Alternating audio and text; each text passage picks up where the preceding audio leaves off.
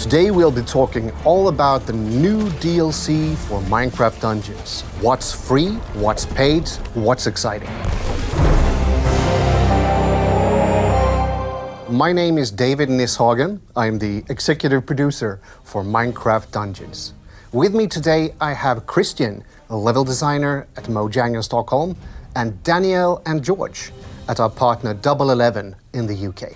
Echoing Void is the last DLC. It ends the narrative of the Arch-Illager and the Orb of Dominance. But you can be assured it's not going to end the story of Minecraft Dungeons. We have a lot more exciting things to come. We're bringing 3 new missions with this DLC. We're bringing End Wilds, Broken Citadel, and Stronghold. 2 of these missions will require players to delve deep into the otherworldly End Dimension, surrounded by the unknown and ever-present void. Far from home and completely isolated, this will be a challenge both to new players and to experienced ones. This mission structure is slightly different than potentially what we're used to before. In this DLC, you're going to have to complete some of the content in a correct order in order to progress to the final level. It's like a full epic story that players are going to have to complete, which is really exciting. As we bring the story of the Arch-Illager and the Orb of Dominance to a close, players are going to have to fight their toughest challenge yet. Stalking the players throughout the levels, a new boss that is bigger and deadlier than anything you've previously encountered, the Vengeful Heart of Ender, and we're really excited for you to meet them. We're also bringing a new overworld level. This sends players on an epic quest, something that players from Vanilla may be familiar with. And on top of this, you might find that some of the overworld has changed too. This time around it works a little bit differently because the end is sort of creeping into the overworld and taking hold, while players have to fight back the invaders and reclaim the Eyes of Ender. And these eyes can then be used to access the Stronghold, and the Stronghold is this sort of vast, sprawling fortress that players have to explore, and using these eyes they can unlock different doors, different sections, and reclaim pieces of an end portal, which can then be used to access the final portion of the DLC. When players get to the end, they'll be greeted with an ancient expanse of the wilds that they'll have to battle through. After this, players are going to have to make their way towards the Citadel, which is a monolithic floating fortress for the final battle in the game. Obviously you're going to find some new mobs in the end, some end-themed enemies, but there are also new enemies and encounters to be found in the Ancient Hunt. So players can sacrifice gears now for the Ocean and the End DLC, and they will be able to combat new enemies there as well. So in Echoing Void, when we have reached at designing the end for Dungeons, we wanted to implement a series of new mechanics and new status effects that felt organic to the dimension, as obviously we're bringing a new dimension into Dungeons. So we obviously took a look at the existing things in the End Dimension, such as obviously there's a lot of end stone and there's a lot of void and it's very barren, and we took these elements and we kind of ran with the ideas and saw where we could take them, which was how we devised loads of new void-related mechanics and status effects that we are bringing in the form of gameplay mechanics, and we're bringing in as items and enchantments and stuff like that, which is going to be really exciting. We've designed completely new biomes for the end. We've filled them with exotic new blocks, plant life, structures and hazards that have never been seen before.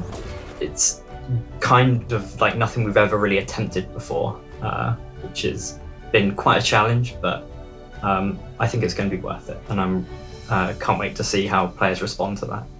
The arenas for the ancient mobs are based on previous levels and new levels for the Ocean and End DLCs.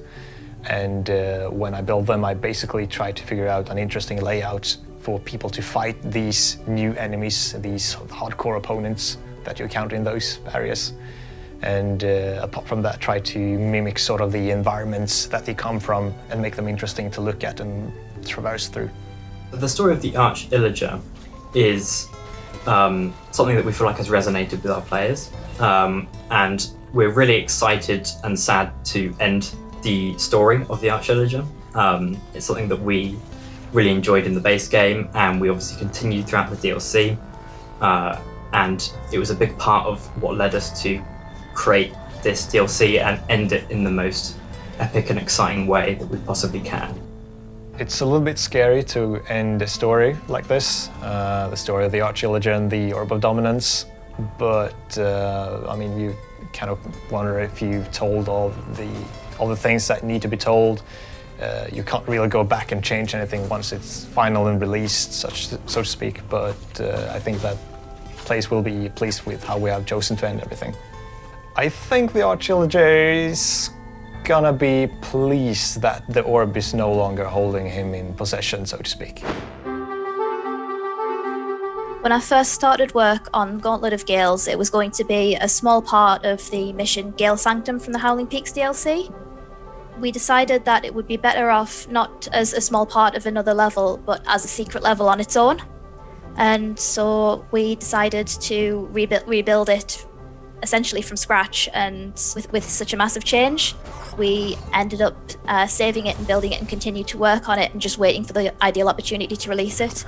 So it's now going to be free release with Echoing Void. The most difficult part was to take something that was originally supposed to be a small, tiny section of a different level and build it into a full, big, proper level, and still keep a really good performance. It's mostly puzzle-based challenges, which hasn't really been seen as a focus in any Minecraft Dungeons level to this point. There are 18 different challenges, as well as usual arenas and features that you would find in the regular Howling Peaks levels. Arena fighting, time challenges, skill challenges, and the occasional luck puzzle. In Gauntlet of Gales, there's a chance that the mobs will drop artifacts from weapons, gear, and artifacts from base game, but there's a chance they'll also drop artifacts from the Howling Peaks DLC.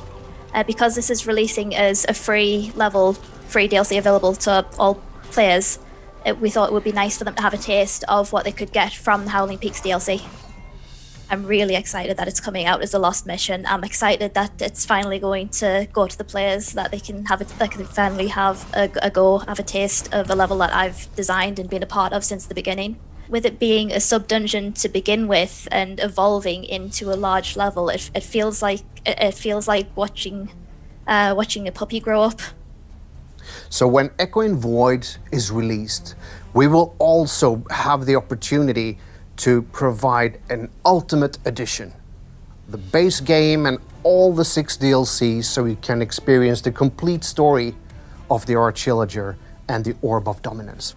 It might end the story of the Archillager and the Orb of Dominance, but it is certainly not the end of Minecraft Dungeons. Looking forward to seeing you again in the near future.